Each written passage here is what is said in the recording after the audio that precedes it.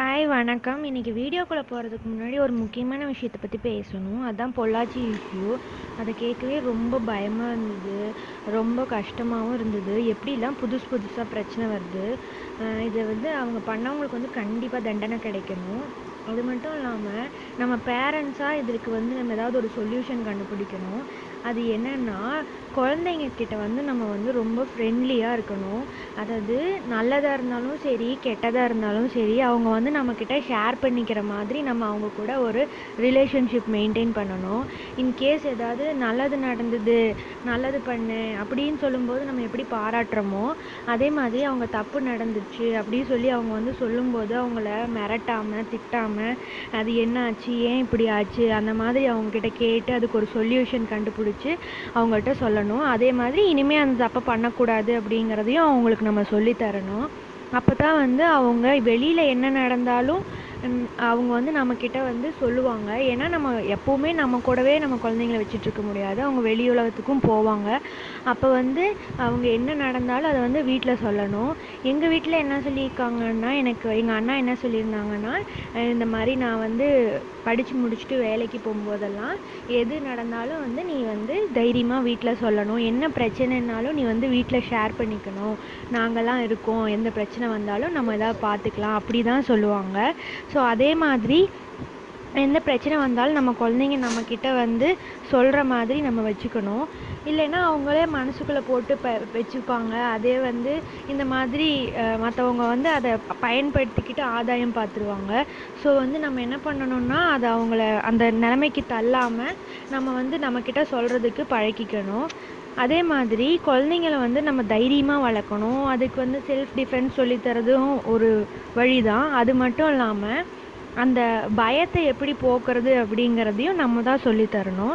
அப்புறம் நம்ம extra curricular activities, ஸ்போர்ட்ஸாக இருக்கட்டும், ஆர்ட்ஸாக இருக்கட்டும், எதுனாலும் சரி அவங்களுக்கு நம்ம வேறு ஒரு இதில் நம்ம அவங்க மைண்டை செலுத்த பண்ணிட்டோம்னா, எக்ஸ்ட்ரா கரிக்குலர் ஆக்டிவிட்டீஸில் பார்ட்டிசிபேட் பண்ணிட்டாங்க, மைண்ட் அதில் போயிடுச்சு அப்படின்னா இந்த சோஷியல் மீடியாவில் அவங்க ரொம்ப நேரம் செலவழிக்கிறது கம்மியாகும்.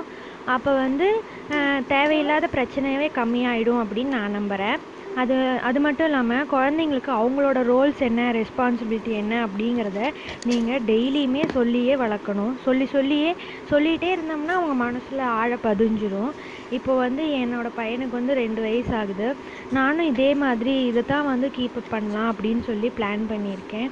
டெய்லி அவங்களுக்கு சொல்கிற கதையாகட்டும், எதுவாக இருந்தாலும் அதில் இந்த மாதிரி கொஞ்சம் நீதி இருக்கிற மாதிரி, தர்மம் இருக்கிற மாதிரி, அந்த மாதிரி இருக்கிற கதைகளாக சொல்லி அவங்களோட ரோல்ஸ் அண்ட் ரெஸ்பான்சிபிலிட்டிஸ் எல்லாமே அந்த கதையிலேயே சொல்லித்தர மாதிரி பண்ணினோன்னா அவங்களுக்கு சின்னதுலேருந்தே அவங்க மைண்டில் ஃபிக்ஸ் ஆகிடும்.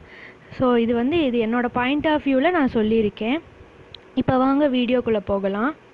நான் லாஸ்ட் வீக் கோயம்புத்தூர் போயிருந்தேன். அங்கே உள்ள ட்ராயிங் கிளாஸில் தான் நான் ட்ராயிங் படித்தேன். அப்புறம் அங்கே உள்ள ஒரு கடையில் தான் நான் எப்பவுமே ட்ராயிங் மெட்டீரியல் வாங்குவேன். இந்த ட்ராயிங் மெட்டீரியல்ஸும் நான் அங்கே தான் வாங்கினேன். அங்கே ட்ராயிங் மெட்டீரியல்ஸ்க்கு டிஸ்கவுண்ட் கொடுப்பாங்க. 20% டிஸ்கவுண்ட் கொடுத்துருந்தாங்க நான் போன போது. ஸோ தேவையான திங்ஸ் எல்லாம் நான் அங்கே தான் வாங்கினேன். என்னென்ன வாங்கினேன் அப்படின்னு சொல்லிட்டு பார்க்கலாம்.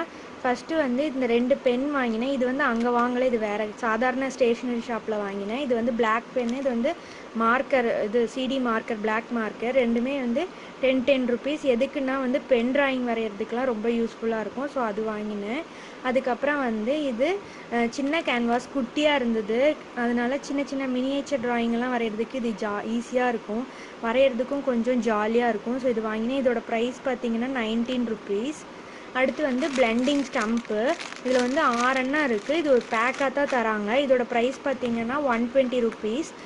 டிஸ்கவுண்ட் போக 100 ருபீஸ் வந்தது. அப்புறம் நெட்டட் எரேசர் இது வாங்கினேன். இது ஃபேபர் கேசலோடது. இது 35 ருபீஸ் சொன்னாங்க. 2 வாங்கினேன். அப்புறம் இது சாஃப்ட் பேஸ்டல். இது எவ்வளோ இருக்குதுன்னு பார்த்தீங்கன்னா 20 ஷேட்ஸ் இருக்குது. 20 ஷேட்ஸ் இருக்குது. அதே மாதிரி இதோட ப்ரைஸ் பார்த்திங்கன்னா 190.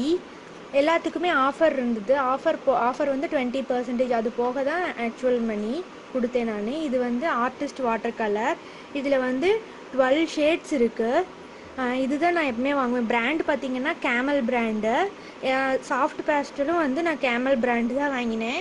இதோட ப்ரைஸ் பார்த்தீங்கன்னா 185 ருபீஸ் வந்தது.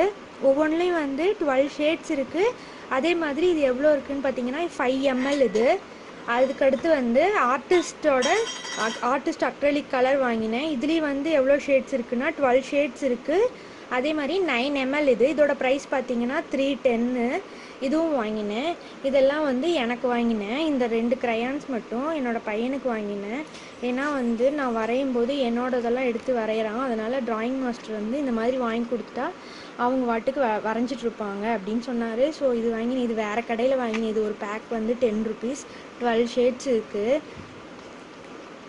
அடுத்து வந்து இந்த தடவை நான் வந்து கிவ் அவே அனௌன்ஸ் பண்ணலாம் அப்படின்னு சொல்லியிருக்கேன். நான் Arjama arts and craft channel start பண்ணி 2 மந்த்ஸ் ஆக போகுது. அதுக்காக நான் வந்து கிவ் அவே அனௌன்ஸ் பண்ணியிருக்கேன். கிவ் அவே வந்து இது ஃபஸ்ட்டு கிவ் அவேங்கிறனால கொஞ்சம் ஸ்பெஷல். ஸோ வந்து இதில் யாரை செலக்ட் பண்ணுறனோ அவங்கள வந்து நான் ட்ரா பண்ணி அவங்களோட அட்ரஸ்க்கு அந்த போர்ட்ரேட்டை நான் வந்து சென்ட் பண்ணி வைக்கிறேன். ஸோ இதோட ப்ரொசீஜர் என்ன அப்படின்னு சொல்கிறேன், கேட்டுக்கோங்க. ஃபஸ்ட்டு வந்து நீங்கள் சேனலை சப்ஸ்கிரைப் பண்ணியிருக்கணும்.